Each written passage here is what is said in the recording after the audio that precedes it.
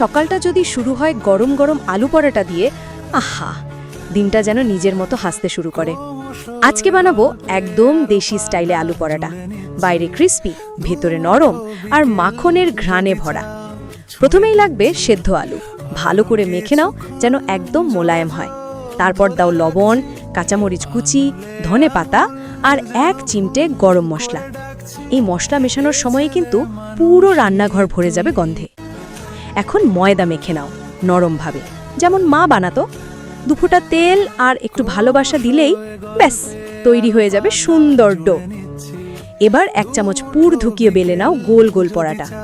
গরম তাওয়ার উপর রাখো, মাখন ছেটাও আর শুনে ফেলো সেই চেনা চর চর শব্দ।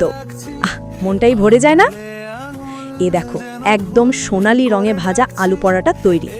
চাইলে পাশে টক দই, আচার বা একটু মাখন রাখো, আর খেয়ে দেখো একবারে মায়ের হাতের স্বাদ। এই রেসিপি যদি ভালো লাগে একটা লাইক দিও, আর হ্যাঁ, কমেন্টে জানাও তোমাদের বাড়ির আলু পরাটায় কোন গোপন মশলাটা থাকে।